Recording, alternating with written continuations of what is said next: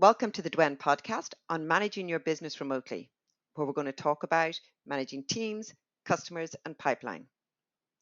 My name is Ingrid Devin, and I'm the global leader of DWEN, the Dell Women's Entrepreneur Network, which connects women entrepreneurs from around the world. I'm delighted to be joined on this podcast by two guest speakers. DWEN member Tamara Littleton, who's the founder of two companies, the Social Element Agency and Pulpeo, and DWEN champion Marie Moynihan, who's the Senior Vice President of Global Talent Acquisition of Dell Technologies. So welcome, Marie and Tamara, and I'd like to invite you both to introduce yourselves. So Tamara, would you like to start? Yes, of course, and thank you very much for having me. Yes, as you mentioned, the social element, I've actually been running that for 18 years, and we started with a remote workforce right from the beginning in 2002. So it's sort of 300 people, mainly working remotely, and then there were about 20 of us in the office. And also, when I co-founded Pulpeo, which is a crisis simulation platform, obviously it's about preparing brands for a crisis. So you would have thought that I would be perhaps in a reasonable position, but it's worth noting that it's completely different when you're right in the eye of the storm with coronavirus, and working remotely does feel incredibly different right now. But I'm hoping that perhaps some of the tips that I've built up over the years will be helpful. Thanks, Tamara. Marie. Hi, Ingrid. I'm delighted to join you here. So, yes, I head up a team of recruiters and talent acquisition specialists for Dell, and we do all of the hiring globally for the company. So, we hire about 20,000 employees on an annual basis. I have a team of about 500 people, and they're spread right around the world, really. So, I actually only have one direct report that's based in Ireland. That's where I'm based, but everyone else is spread across the US, Latin America, and Asia. And look, if I look at my direct report team, half of them work from home full time, and the other do it, some of the time. And then about a third of my larger kind of 500 person team work from home on a full time basis. So that's kind of my, I suppose, experience of this topic. Thanks, Marie. So I'd like to start the discussion this morning by looking at how you manage teams remotely. And my first question is for you, Marie. I'd like to ask you about some of the myths around remote working, what it is and what it's not. Yeah, that's an interesting one. I mean, I suppose the biggest myth, quite frankly, is that people are not really working. That's the kind of perception to some extent, or at least was the perception. And that, people are swanning around in their pajamas, that they're sort of multitasking, they're minding kids, etc.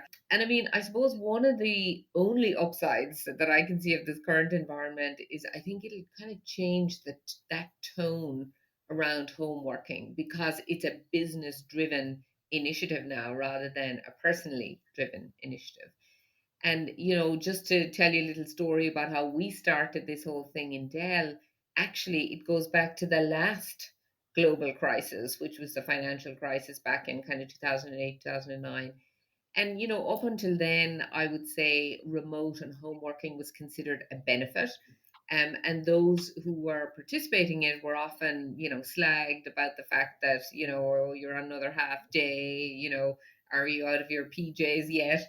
Um, but we decided to use it at that time as an OPEX lever, and a way to cut our expensive real estate. And we really pushed for people to opt into the program. And as a result, a lot of people did. And we now have more than 50% of our workforce who either work part time or full time remotely. And it has utterly changed the tone around it, because now it's a business initiative. And really, like, nobody even asks you honestly where you are anymore. I mean, they just kind of get down to business. So I think we'll see some of that happening as a result of this current crisis too, which is a good thing. That's great. It's a really good perspective, Mary. And Tamara, many companies and teams, they're having to adapt to new work environments and new styles in a very short space of time, like suddenly having to work remotely. love to get your thoughts on how can you help your team to adapt to this new work environment. Yeah, of course. And I think maybe picking up from what Marie was saying, that a lot of it as a leader is about trusting that people are doing their best. Perhaps just kind of focus on output, but also just be aware that right now output is going to be a bit lower, or that, it's just a bit harder. Because, when I've sort of spoken at conferences before about remote working, a lot of the advice is about your environment and making sure that you have a sort of a quiet space that is definitely feels like the home office. And there's always been great advice about how to sort of almost build in the commute so that you can perhaps go for a little walk before you start, and then there's a sort of nice, zen, calmful place. Now, people listening to this will sort of be thinking, well, that's just not my experience right now. So again, I think there's the sort of leadership needs to understand that, just trust that everyone is trying to do their best, and perhaps build in a bit more flexibility than you would do normally, because people are having to juggle their home space with, there are children at home sometimes. There might be more people in the household trying to work or run a business, or whatever they're doing. But I would still say, if it's possible to find a place that is easier and calmer to work, where you can still do video calls, for example, and maybe share that space, so that you schedule, so you do get some time in that kind of oasis. And as leaders, I think just being more flexible with the schedule. So just understanding that some people might have to be working in the morning, and then juggling things at home, and then working again later at the evening in order to have access. So yeah, I think really being just trusting people, being more output focused, but just trying to reduce workload a bit. That's great, Tamara. Thanks. And around that theme of managing your teams, Mary, any thoughts on how you manage your team inclusively? Yeah, no, that's a great point. I mean, look, I think it starts, I suppose, in my mind with kind of understanding what we as humans need. We're communal animals. We, at our core, we sort of need to feel connected. We need a sense of belonging. And, when you think about a remote environment, it's trying to, I suppose, create that in a remote environment. So if you look at the office, I mean, you would typically, chat with people at the coffee machine. You might go for lunch with people. You'd often kind of start meetings with, pleasantries. And that's all that sense of belonging in a way. But you've got to kind of create that in a remote environment. So some of the things that I personally do, I mean, I have a bit of banter at the beginning of a meeting, have a bit of fun, jokey kind of environment. I would say then video is a complete essential. It's really a game changer in this space. If you can have that visual connection, it makes a huge difference. The other thing I do a lot is I find myself relying a lot on instant messenger, on chat, on those kinds of things, very quick video calls instead of email. No, I still use email, obviously, but what happens with things in writing, they just are come across as more negative. Whereas if you can do more of that kind of chat, IM call thing, it works much better. And then I think, you also have to have much more regularly structured touch points, as a way of making people feel connected. Weekly one-to-ones, regular staff meetings, all those sorts of things. They're even more important in remote. And lastly, I would say, when you are in meetings, one of the things I'm very aware of is making space for people to speak. So actually calling on people. If we're debating something, asking, so what do you think, Savneet, what do you think, Jim? Those are, otherwise what you'll find is only the extroverts will talk. So you really need to make space for people. So there are some of the things. I mean, a lot of people right now are doing things like virtual coffees, just set up a time, no set agenda. People come with their coffee and it's much more relaxed kind of environment. I think that's another great way. I'm personally not doing that yet, but I think it's a cool idea and a lot of people are doing it. Yeah, we're actually doing some of those virtual coffees with some of our members, our DWEN members as well. Mary, you mentioned some of the tools there, like using video. Tamara, what type of tech tools are you finding are most effective? Yes, I'm with Marie on the video conferencing. I seem to be permanently on Zoom at the moment with teams and externally with clients and people as well. But we also use Google a lot, or the Google Docs and Pages. Google Hangouts is really good in terms of an alternative to Zoom, but also they've got a great chat functionality. So for just quick chat, particularly for teams, and particularly for our teams where there are different time zones. So obviously, all jumping on a video call is not always possible, but at least seeing what's happened overnight with a group project or something. So chat is great for that.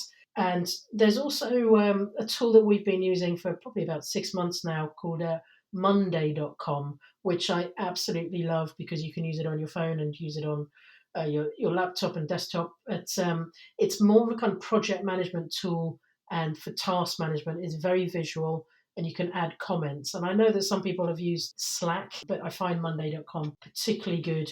It's very satisfying that you can actually mark things as done, and it's very visual. So that's been great for group collaboration. We're experimenting with something called Remo, which is a bit of a one up from Zoom in that it's more like a conference software where you can go and pick which table you want to sit at in a virtual environment, and then you pop up with a sort of video calls. So it's great if you were doing some networking. So we're experimenting with that generally for sort of biz dev, but that's quite interesting.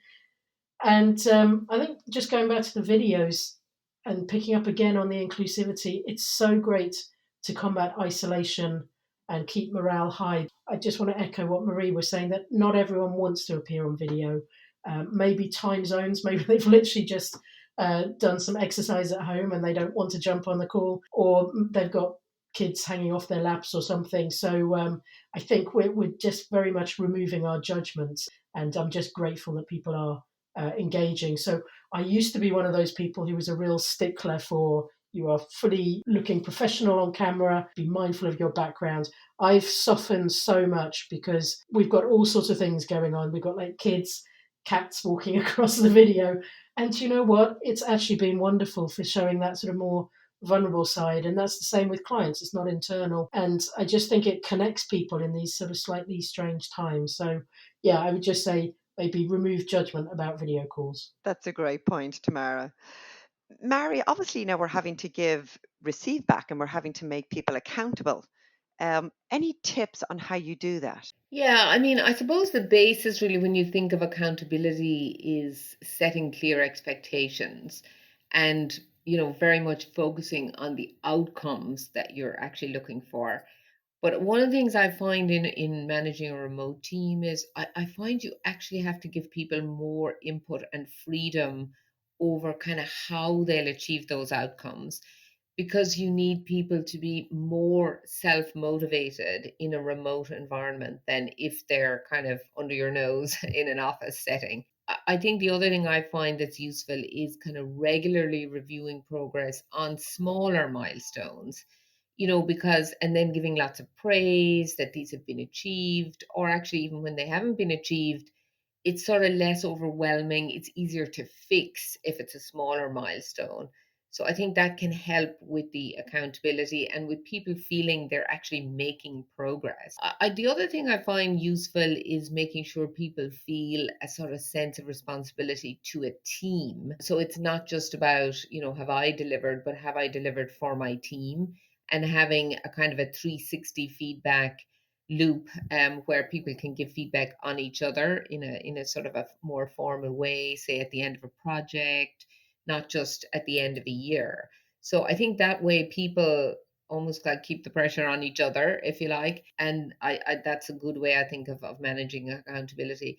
But I would say I think it's important, sort of feeding off something Tamara said there about, we have to kind of, particularly now, I think we've got to avoid the temptation to kind of worry too much about clock watching and why was the person not there, when I am them, or why are they not showing, live on the system, because people are working in different ways now, and they're having to juggle a lot of things. So focusing on the outcomes at the moment is even more important than ever, I would say. That's a really strong point, Mary. And I think it brings us to how we communicate with people. And Tamara, I'd like to ask you about that communicating effectively with the remote team. And do you think you can over communicate? I don't think there's such thing as over communication when you're working remotely. What I would say is be careful on over relying on emails, and that's just generally. I think it becomes the fastest way to overwhelm people with their inbox full of emails. So video comms are definitely important to be able to have meetings. And then obviously documenting decisions and actions. And again, we use things like Monday.com, we use Google Documents, etc. And I think that can allow everyone to have the more sort of thoughtful meetings, keep everything documented, keep everything focused and rely on outcomes, etc. So whether it's Monday.com, whether it's Slack, I mean, people have their own systems, but I think if you just keep sort of batting back emails, that can become quite stressful and not very useful. What we're also doing, I think it comes back to the communication is so crucial, particularly around group communication, probably more so at the moment. And I'm sure when things do calm down and this all becomes the new normal for everybody over the months, that this will change. But we're finding at the social element that it's very useful. I'm doing a regular 5 p.m. Corona briefing, which is just to sort of reassure people what's going on and update on company, projects, etc. But it's also turned into just quite a nice chat where people turn up on video and we're just discussing what's going on. And what's lovely about the social element is because there are people from different countries, we've been able to share tips and advice on how to stay mentally well while you're at home, shall I say. So that's been a really kind of lovely touch. And before all of this started, we actually did monthly town halls by video webinar, which we will go back to doing. And these are great because we tend to have the exec team on video and it's a webinar so people can then ask questions all the way through. And then we answer the questions live on air. So it's a bit like doing a broadcast. I do recommend that as an approach. But when we're trying to sort of get information out, and I'm sure that everyone can appreciate that at the moment it's all about focus on internal comms and getting the right messages out to the team. And there's no such thing as over communication. And I thought that anyway before all of this, but you have to sort of repeat yourself on various channels. So email, video, newsletters, these town halls, for example, and in the online chat rooms, which sometimes more like sort of group team areas that people focus on. So you can signpost people to the latest update, for example. It feels weird. Having done this for years, there are times where I sort of think, but I'm sure, I'm just repeating myself. Surely people are fed up with me saying this, but people do miss things because they're just busy and focused in different areas. So I really recommend using different channels and repeating yourself. Thanks, Tamara. There's some really good tips to how we cope at this time. I'd like to change the focus of the conversation now from managing your teams to managing your customers, because obviously that's absolutely crucial. And Tamara, obviously you've got 2 companies and a lot of customers.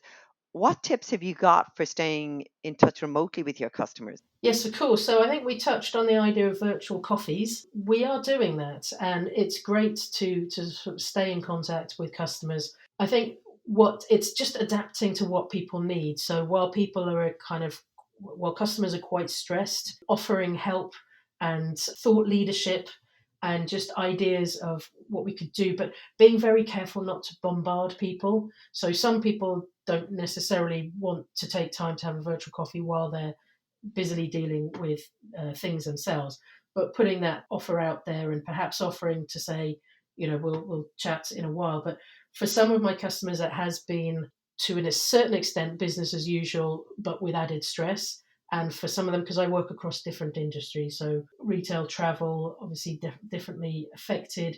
And then things like working with companies that do sort of chocolates and biscuits and fast moving consumer goods. So lots of different industries are being affected differently. So I think we've been really keeping an eye on how different industries are affected so that we're not bombarding our customers with too much noise.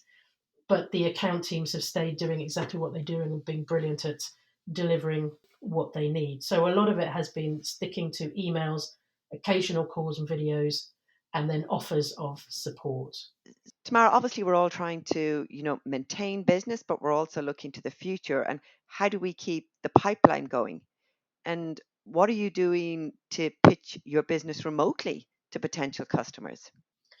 Yes, that's a really great question, because I am, obviously things will change, and I am an eternal optimist, and I'm looking to the future where things will change again. But right now we're being incredibly sensitive to to potential clients. We're not going in and sort of bothering them or doing any outreach. At the moment, what we're doing is focusing on thought leadership, sharing advice, sharing ideas of how brands should be marketing in these times, or perhaps focusing on their communications. So we're sharing lots of advice, and but there is potential to meet someone. I actually did have a sales pitch this week, and they were very grateful for the time, and we did it by video, and we sort of took down the brief, and it's something that's going to be starting later in the year. But it was a great meeting on video. I mean, and we have one business on video before, so you can adapt.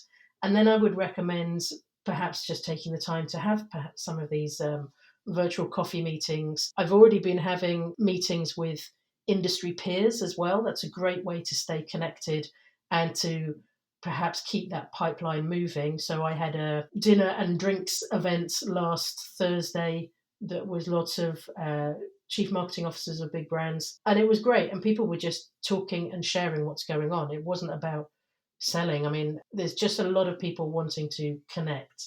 So it is possible to keep connected to potential clients, and just I'd recommend staying close to people in your industry as well, because we are all in this together. So I'm doing a lot of WhatsApp groups and staying close to people that way too. Thanks, Tamara. Tamara, you mentioned earlier about kind of the new normal for us and how we do things and life and business. And a lot of the things we're seeing is that people are pivoting their business, they're adapting their business to this new normal. Have you had to pivot your business in any way? Well, it's going to be a bit strange, but we've had to pivot our business to help people pivot their businesses. So we have really doubled down on our strategy offering. We've always had a real focus at the social element on strategy. Everything starts with a sort of consultancy first approach. And then often we would help our clients with their engagement on social media. So talking back to consumers on Instagram, Twitter, Facebook, etc. And then we might create some great creative work for them, and then do insights on what is everyone saying and what do people feel about the brand. So a lot of those things are still incredibly relevant. So there's been a big uptick of people wanting our help with getting the tone of voice right on their comms, just dealing with the absolute surge of comments on social media, but trying to help brands and clients pivot themselves has meant a more of approach to workshops and time with our strategists. There are some areas that have taken a bit of a hit. I mean, lots of people will have seen that the creative industry has had to change because of not being able to go into studios with actors and directors and film crews, etc. But we're looking at ways of doing that remotely, with direction being done remotely, and looking at more sort of 3D animation, for example. So we're keeping agile and we're trying to adjust. But I think that's just the case for everyone. I think it's you have to adapt. And in some ways, I don't know if this is the entrepreneur in me, but I'm relishing the opportunity to adapt the way that we do things. And on the Pulpio side, that was very much geared towards delivery of workshops. And of course, we can deliver those using Zoom or Microsoft Teams or anything. So that is kind of continuing on. It's a very much time for creative thinking, which I think with restrictions comes great creativity. I think that's a great perspective, Tamara, being agile, being able to adapt and being creative. Very positive. So I'd like to finish off this podcast about talking about how you recruit remotely, because we also know that if you're pivoting your business, you may have to hire new skills, partners and suppliers, or just to keep your business going, you need to be engaging with new talent. Marie, have you got any tips for recruiting remotely? And how do you judge things like body language and some of those non-verbal cues that would normally be part of the decision-making process? Yeah, look, I mean, I think the key is trying to, again, mirror as much as you can, what you do in a face-to-face environment. So, video, in my mind, is pretty essential in recruiting remotely. I mean, it's exceedingly difficult to make good hiring decisions if you actually can't see people. So, video is a great way to enhance that. I mean, you can at least see person's body language, and it very much enhances the process. I think the other thing is making sure you start kind of the engagement or the interview, for want of a better word, in an informal kind of way. So you have the pleasantries, you make people feel at ease. You tell them what to expect, because I think people are more nervous of doing interviews in a video kind of setting than they would be to walk into a room. So you have to put an extra effort into making them feel comfortable. And then I think the last point I would say is, you do need to kind of dress in a similar fashion as you would for a face-to-face interview, because again, that's what people expect. They expect that you're not going to turn up with the baseball cap, and because they've obviously not turned up looking like that. So again, it just those kind of respect issues and trying to make people feel comfortable, I think, is the key, really. That's great, Mary. So I'd like to finish up the podcast by asking both of you for your tips on how you manage the challenge of isolation when you're working remotely, because that's a term we're talking about a lot at the moment. How do you replace the water cooler or the coffee chats? Tamara. Yes, I'm happy to start on that. It's something that I've always been very focused on, because I'd say obviously it's even more of an issue because people can't leave their houses as well. So it's not just a case of working at home and feeling a bit isolated. It's extreme isolation for some. So I'm so blessed to have an amazing chief people officer called Wendy Christie, who is working with the HR team, and they've been doing various different social things. So we have our briefings, but we have someone in America who's doing yoga classes for people to join in with. We have quiz nights. I'm still determined to do a karaoke night because I love a bit of karaoke, and you can combine it with Lucky Voice and Zoom. And so I mean, we're trying to not. We're just trying to sort of create a little bit of morale boosting activities to keep people connected and make sure that they know that there's still, there are people out there. So we do rely on video, we do rely on chat, but perhaps try some different things and let your teams say what they would like. Not everyone is an extrovert and wants to do karaoke, but there are great things like some drawing tools where you can just do competitive drawing. So I realize that might not necessarily be what you were expecting, but it seems to be working for us of just keeping people feeling less isolated and more connected. Thanks, Tamara. Mary, any final thoughts from you? No, they're fantastic examples, Tamara, of your creativity in these times. And, I mean, the only thing I'd leave people with is, even apart from this current environment, which is obviously really weird, but in normal kind of remote working, I would say just think about making sure you're creating a fun and kind of informal environment remotely, because then I think people are going to be more open, more creative, and they'll just do better work if they feel comfortable and relaxed.